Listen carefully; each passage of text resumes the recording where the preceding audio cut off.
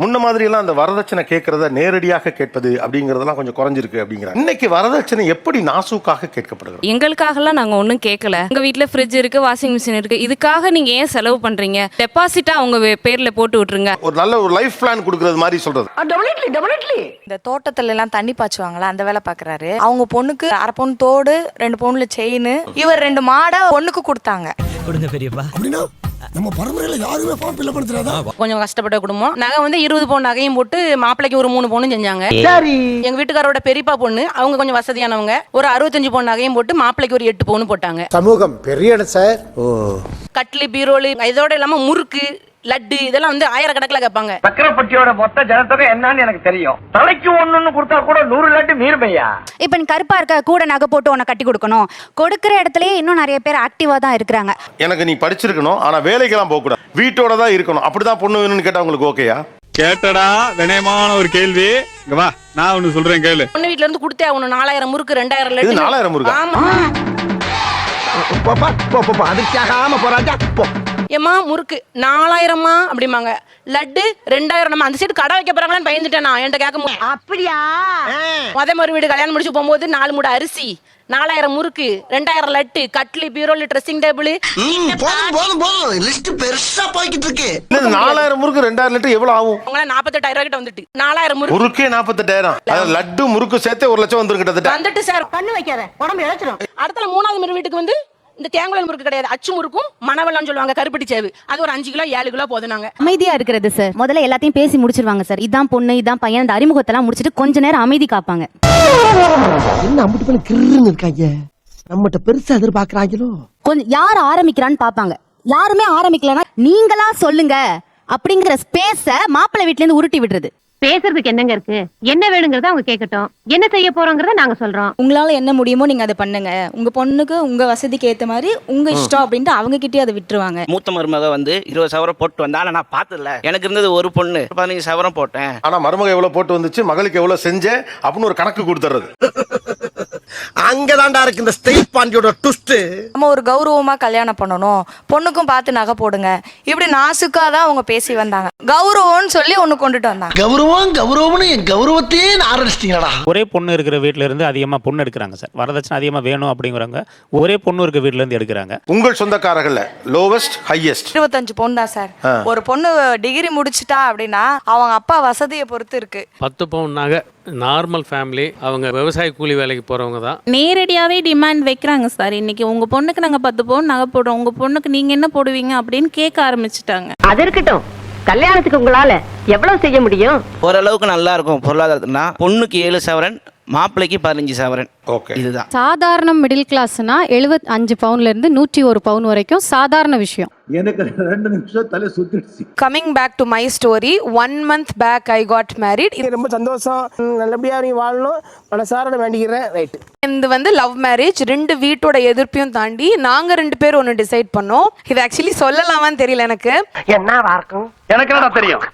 நாங்க 2 பேரும் எங்களோட சேவிங்ஸை மொத்தமே வச்சு எங்களால வாங்கவே முடியல. 5 வருஷமா நான் 3 பவுன் வாங்க நாங்க அவ்வளோ கஷ்டப்பட்டோம். அப்ப நான் பட்ட வேதனை இருக்கே, அந்த வேதனை.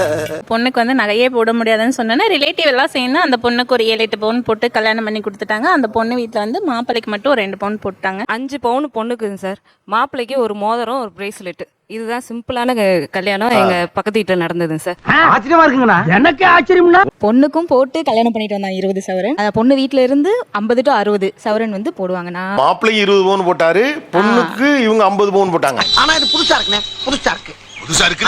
டிஃபரெண்ட் ட்ரெண்டா மாறிடுச்சு. அதாவது பொண்ணே அங்க வந்து பொண்ணுக்கே ரொம்ப டிமாண்ட் ஆக்சுவலா எங்க ஊர் சைடுல எல்லாம். அப்படியா? என்ன நொப்படியா? நம்பலையா? அப்படி இல்ல. அதிகபட்சமா பார்த்து எங்க ரிலேட்டிவ்ல கல்யாணம் பண்ணது 100 பவுன் போட்டு 50 லட்சம் ரூபாய்க்கு கார் வாங்கி கொடுத்து வீடு எழுதி கொடுத்தாங்க சார். எப்பா நம்மளே மிஞ்சிருவான் போல இருக்க. ஏழை வீட்டில் இவ்வளவு கேட்கக்கூடிய முறையில இப்படி ஒரு மாற்றம் நடந்திருக்கு. எப்படி வரதட்சணை சிக்கல்லாம் குறைஞ்சிருக்கு சொல்றீங்க? அந்த விஷயத்தை கேக்குறியா? வா சொல்றேன். பெண் பிள்ளைகள் எல்லாமே படிச்சவங்களாயிட்டாங்க. பொண்ணை கொடுக்கறவங்க எங்க பொண்ணை நீங்க நல்லா வச்சுக்கிடுவீங்களான்னு கேட்கறது இல்ல. உண்மை.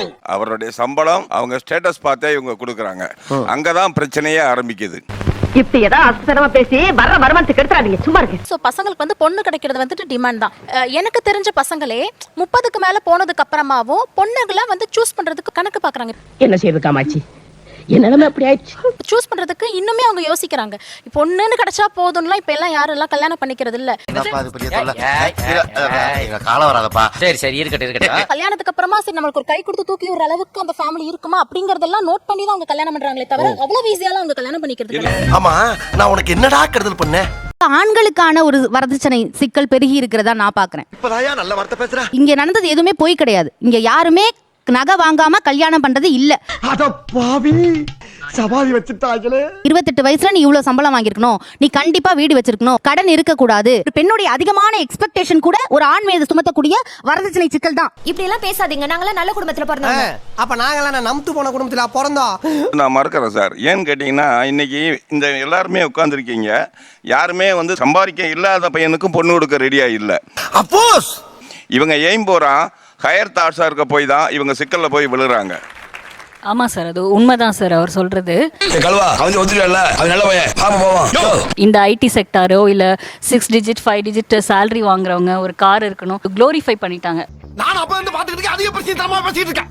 எப்படியாவது பொண்ணு வந்து அந்த ஃபேமிலியில கொடுத்துட்டா நல்லா இருப்பாங்கன்னு சொல்லி ஒரு டிமாண்ட் கிரியேட் பண்ணிடுறாங்க. டிமாண்ட அவங்க யூஸ் பண்றாங்க. அந்த இடத்துல தான் வந்து பிரச்சனை ஸ்டார்ட் ஆகுது. ஓஹோ, கதை இப்படி போகுதா? மேரேஜ் அப்படின்றது ரெஃபரன்ஸ் மூலியமாவோ மேட்ரிமோனி மூலியமாவோ லவ் மூலியமாவோ தான் நடக்குது. இந்த 3 சைட்ஸ்ல தான் ஒரு மேரேஜ் நடக்குது. ஆமா, இது உங்க வீட்ல மட்டும் தான் நடக்குது.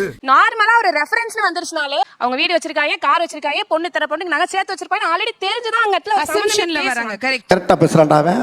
நான் கூட சரியா நல்லா பேசுறான்டா. ஒரு பொண்ணு வீட்ல இருந்து பையன் இவ்வளவு சம்பாதிக்கணும், சொந்த வீடு வச்சிருக்கணும், கார் இருக்கணும், இதெல்லாம் பேரு டிமாண்ட் கிரைட்டீரியாவா. பையன் வீட்ல இருந்து உங்க பொண்ணுக்கு நகை போடுங்கன்னு கேட்டா மட்டும் எப்படி டவுரி மாட்டினாடா மானஸ்த. இப்ப எங்க அம்மா இப்படி கேட்கும் போது அந்த பையன் வீட்ல இருந்து உங்க பொண்ணுக்கு கொடுப்பாங்கன்னா அப்ப எங்க அம்மா கண்டிப்பா 50% கொடுக்கணும். காரணமே பொண்ணு வீட்டுக்காரங்க தான் சார். பொண்ணு வாழ போற இடம் தானே, நம்ம அதனால 10 பவுன் 20 பவுனா சேர்த்து கொடுப்போம், இன்னொரு 5 பவுன் கேட்போம். பெண் வீட்டாரே இந்த நெருக்கடி அதிகமாக்கிறாங்கன்னு நினைக்கிறீங்களா சார்? என்னடா சுத்தி முத்தி இங்க வர்ற? இவங்க வந்து ஒண்ணாவே முதல்ல வாழ்றது இல்ல. 2 பேரும் ஹஸ்பண்ட் அண்ட் ஒய்ஃப் மட்டும் தனியா வேலைக்கு வந்துடுறாங்க. இந்த அம்மா அப்பாவோ அவங்க அம்மா அப்பாவோ இல்ல கணவருடைய அம்மா அப்பாவோ இவங்க கூட வச்சுக்கிறதே இல்ல. வர சாட்சி எல்லாம் ஸ்ட்ராங் ஆகிட்டே போகுது. கணவருடைய அம்மாவே இவங்க வீட்டுக்கு வந்தாங்கன்னா அம்மா இவ்வளவு நாள் இருந்துட்டே இருக்காங்க போங்கன்னு இவங்க தான் வந்து மாப்பிள்ளையை குத்தி வெளியே அனுப்புறாங்க. அதுக்கும் இதுக்கு என்ன சம்பந்தம் இருக்கு? நேரத்துக்கு அடுத்தாத நல்ல விவரமா பேசு. வரதட்சணை மாமியார் பக்கத்துல இருந்து குத்திக்கிட்டே இருக்காங்கன்னு சொல்றாங்கல்ல. குத்துறது மாமியார் மட்டும் கிடையாதுங்க, புருஷனே குத்துவான். என்ன பேசுறீங்க நீங்க?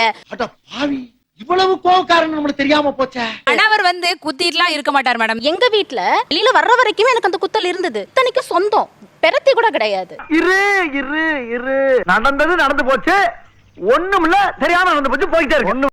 அரேஞ்ச் மேரேஜ் சொல்றாங்க, அவங்க சொந்தம்னு சொல்றாங்க. அப்ப சின்ன பிள்ளையில இருந்து அவங்க தெரிஞ்சிருக்கும்ல. அப்புறம் எப்படி அவங்க ஹஸ்பண்ட் வந்து ஆஃப்டர் மேரேஜ் தான் புரிஞ்சுக்கிட்டே ஹஸ்பண்ட்னு சொல்ல முடியும்? அது நீ இப்படி எங்களை மடக்கவே நான் எதிர்பார்க்கவே இல்லை. இந்த நகையெல்லாம் எதுவும் வாங்க கிடையாது. கல்யாண செலவெல்லாம் கூட அவங்களே பண்ணிட்டு தான் போனாங்க. அதுக்கப்புறமாவும் அவங்களே எது கேட்க தூண்டுச்சு? கேட்ட கேள்வி கரெக்டான கேள்வி. அண்ணா, நீங்க கணக்குல மாட்டிக்கிட்டீங்க. உங்க வீட்ல வாழ்றனால தானே நீங்க அந்த பையனை பிடிச்சனால தானே மேம் கல்யாணம் பண்ணிக்கிட்டீங்க. ஆமா ஏர்ன் பண்றேன், சம்பாதிக்கிறேன், என் சம்பள பணத்தை நான் கொடுக்கறேன், குழந்தைங்களை பாத்துக்கிறேன், நான் வீட்டை பாத்துக்கிறேன். ஆனா குடுக்கலைங்கறத குத்தி காட்டுறத நீங்க என்னன்னு சொல்லுவீங்க? உன் நிலைமை நினைச்சா ரொம்ப பிரதாமா இருக்கடா மச்சான். The actual divorce rate in India is only 1%.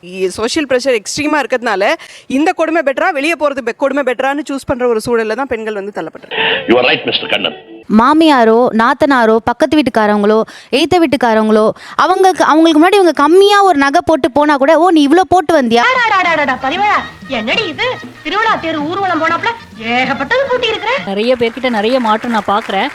ஃபியூச்சர்ல இது குறையுங்கிற நம்பிக்கை வந்திருக்கு. அந்த ரேஷியோ இன்னும் அதிகமாகலன்றது தான். கல்யாணம் பண்ணி கொடுத்த வீட்டுல எவ்வளவு நகன் இதுவரை தெரியாது, அவங்க கேட்டதும் இல்ல. கல்யாணம் ஆகி இப்போ 13 வருஷம் ஆகுது சார். மாமி, என்ன மாமி சொல்றீங்க?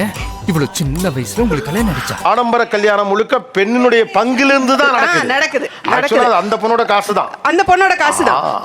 இவ்வளவு நாளா இது தெரியாம போச்சு.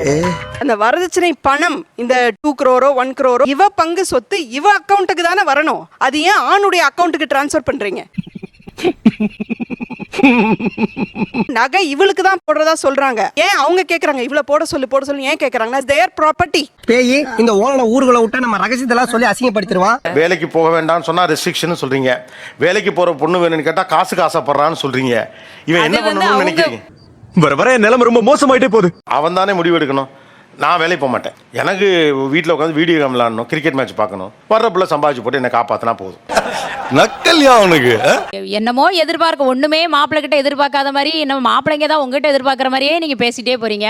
சபாஷ், சரியான போட்டி. இந்த காலத்துல பொம்பளை பிள்ளைகள் தான் ஆம்பளை பிள்ளைகள்ட்ட அவ்வளவு எதிர்பார்க்கறாங்க. இந்த குற்ற உணர்ச்சிங்கிறது ஆணுக்கு அதிகமா இருக்கா பெண்ணுக்கு அதிகமா இருக்கா? ஐயோ, எந்த ட்ரெண்ட்ல பேசினாலும் எந்த ரூட்ல போனாலும் விடவே மாட்டேங்கிறானே, நான் என்ன பண்ணுவேன்?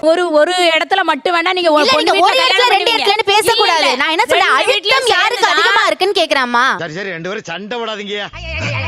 Thanks lot. நிகழ்ச்சியில் கலந்து கொண்ட அனைவருக்கும் கோபிநாத்தின் நெஞ்சார்ந்த நன்றிகள். மீண்டும் இன்னொரு சந்தர்ப்பத்தில் பேசலாம். நன்றி, வணக்கம். நண்பர்களே, இந்த வீடியோ உங்களுக்கு பிடிச்சதுன்னா லைக் பண்ணுங்க, கமெண்ட் பண்ணுங்க, ஷேர் பண்ணுங்க, மறக்காம அந்த சப்ஸ்கிரைப் பட்டனை அழுத்திடுங்க.